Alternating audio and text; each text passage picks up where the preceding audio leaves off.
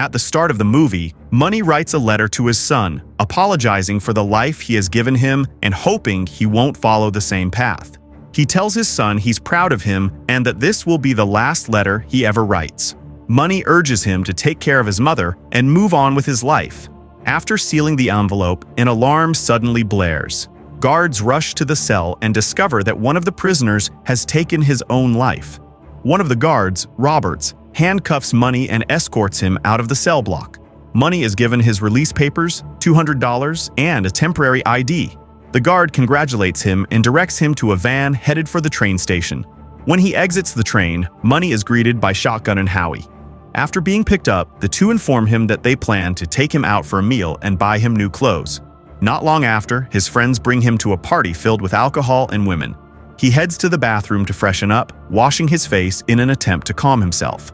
Once he steps out, he finds a young woman lounging on the bed, seemingly waiting for him. Money tells her to get dressed, as he's simply not in the mood for anything at the moment. As he steps out of the room, gunfire erupts from a window and one of the bullets hits the woman. His friends quickly rush him out of the building and Howie, a new member of the gang, drives him back to his place. Later, Money asks Howie to pull over, stepping out of the car onto the side of the road. He tells Howie that he'll grab a hotel room for the night and that he needs to meet him there in the morning with 2 prepaid phones. 10 years ago, Money plays basketball with some co-workers. In the locker room, he chats with Tom about his business plans, deciding to discuss them in more detail over dinner later that evening. When Money arrives home, he greets his son Josh, who is eating dinner at the kitchen table. He heads upstairs to find his wife, who mentions the ongoing design project for her schoolwork. Together, they prepare for dinner with Tom and his wife. The dinner goes smoothly, with everyone enjoying the evening and several bottles of wine shared among them. During the drive back, Money becomes distracted, and the group begins discussing what comes next. Money runs a red light, causing a crash that leads to Tom's death. As a result of the accident, Money is imprisoned for manslaughter. His lawyer advises him that contesting the charges could lead to a 7-year sentence, but if he accepts the plea deal, he'll serve just 16 months. His wife arrives to talk with him, and Money explains the situation. She wants to post bail and take the case to trial, but Money believes he'll have a better chance of getting out sooner if he takes the plea. In the present day, Officer Kutcher meets with colleagues to discuss a bust on a gun trade. They suggest that he should sit out this one, given that it's only been a week since he was shot, but Kutcher insists on being involved. The following morning, Howie meets Money at the hotel, and the two head to a flower shop. Inside, Money asks to speak with Herman, and they have a private conversation in the back room. They talk about the ongoing gun trade and the identities of those leading it. Later, Howie and Money go to a diner, where Money asks Howie about his involvement in the gun trade. Howie explains that he meets those guys while serving in Afghanistan. Soon after, Shotgun arrives at the diner and pulls Money aside for a conversation outside. Shotgun reveals that he's figured out who is responsible for the shooting at the party the previous night and is planning to take revenge. Money grows frustrated and tells Shotgun to hold off on any action until the gun deal is complete. Later, Money confronts Howie, angry that he tells Shotgun where to find him. He warns Howie that he's only to follow Money's orders from now on, and that if he makes another mistake, he'll kill him. Later on, Money meets with his parole officer, Officer Kutcher, who takes photos of his tattoos to ensure he hasn't gotten any new ones. Kutcher inquires about the party, but Money denies being there. To back up his claim, Money shows a hotel receipt, but Kutcher remains skeptical. The scene shifts to the past, where Money is being transported to prison by bus. Due to his manslaughter charge, he's being placed with the facility's more dangerous criminals. The inmates are escorted into the facility, and the other prisoners taunt them as they pass. That night, while the guard steps away for a break, some older inmates beat up a new convict. Seeing this, Money decides he won't allow anyone to push him around while in prison. The next day, in the prison yard, Money is confronted by an inmate who already has a problem with him. Seeing other inmates watching, Money throws the first punch and proceeds to beat the man down. The guards break up the fight using pepper spray and take Money to a cell. The next day, Money is approached by a few inmates who watch the fight and want him to join their gang. They're part of the white supremacist gang, and their leader, Bottles, insists that he join immediately as survival in prison is much harder without allies. A few days later, Money receives a visit from his wife, Kate. She informs him that Tom's wife is suing them for wrongful death. Money tells Kate to sell the house to cover the lawsuit, but she refuses. Kate says she plans to drop out of design school and find work instead. Reluctantly, Money agrees to join the gang. For his initiation, he's asked to smuggle a balloon filled with drugs from the main floor to the yard. When Money asks how he's supposed to do this, they explain that he'll need to use lubricant and insert it into his rectum. He hesitates, worried about the consequences if he fails. That night, he successfully smuggles the balloon, and the following day, in the yard, he discreetly delivers it to Bottles, who is impressed by Money's actions. In the present, Money visits Kate, and the two share dinner. He hands her an envelope full of money, but she refuses to accept it. She's angry that he hasn't reached out to her or Josh in the past 7 years, and refuses to take money from the gang. Money assures her that the money is clean, having had it notarized, and tells her this will be the last time she sees him. Later, Money and some gang members attend a punk show to discuss the gun deal. They check the storage unit, confirming that all the weapons are still intact and plan to transport them in a moving truck. Meanwhile, Shotgun seems uneasy during the meeting. Before they break up, Money tells Howie to take the car. Afterward, Money follows Shotgun to a parking lot outside a Mexican restaurant where he sees Shotgun talking to Officer Kutcher. It turns out Shotgun is working as an informant for Kutcher in exchange for a reduced sentence for the gun deal, and Kutcher wants him to wear a wire. Shotgun refuses, explaining that the gang would kill him if they found out. They agree to continue monitoring Shotgun's phone, but Kutcher warns him that if the signal drops even for a second, Shotgun's girlfriend will be jailed, and Shotgun will be sent back to prison.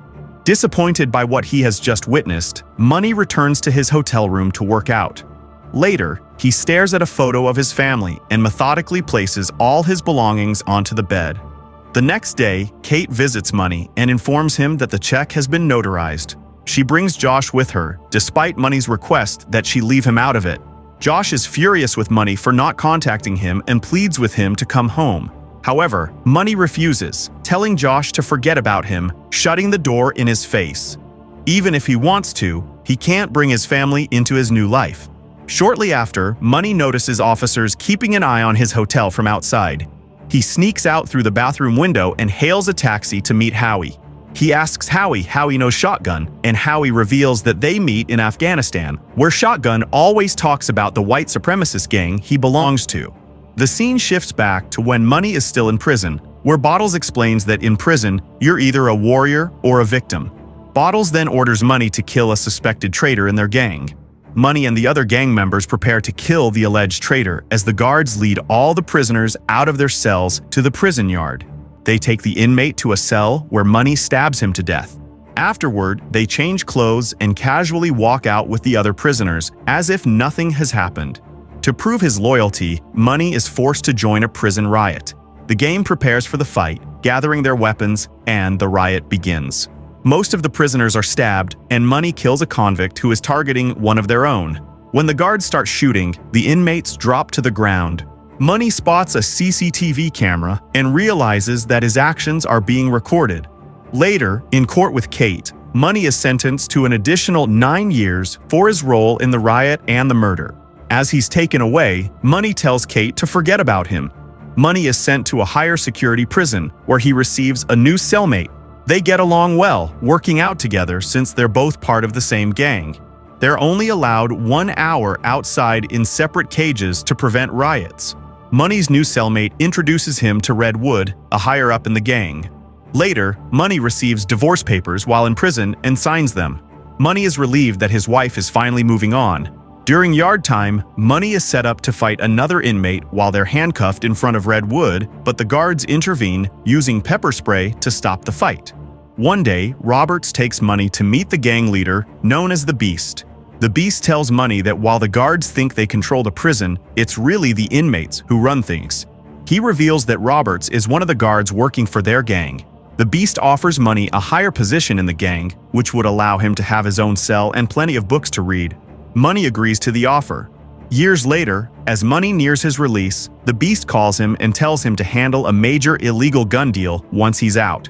Money protests, hoping to return to his old life. But the Beast warns him that his loyalty to the gang will only lead to death and threatens his family. In the present, Money heads to a hardware store to purchase supplies for his plan. He informs the gang that he's going to Shotgun's house to pick him up for the deal. When he arrives, he confronts Shotgun, accuses him of being a traitor, and kills him. He places Shotgun's phone in his hand, knowing the police will find it. Later, when Kutcher finds Shotgun's body and phone, he uses it to track down the gun deal. Money sends a message pretending to believe Shotgun is still alive. Kutcher sends officers to check Money's hotel room, but by the time they arrive, Money has already left. Money heads to a store to buy additional supplies. Later, he meets with the gang and tells them he goes to pick up Shotgun, but that he isn't there. He convinces them to proceed with the deal and begins loading the guns into a truck. On the way to the drop-off site, Money makes sure his phone is on for the police to track, sending coordinates to Kutcher. Howie drives the truck with Money seated next to him, the rest of the gang and weapons in the back. Soon, Money points a gun at Howie's head, demanding to know how many guns are in the back.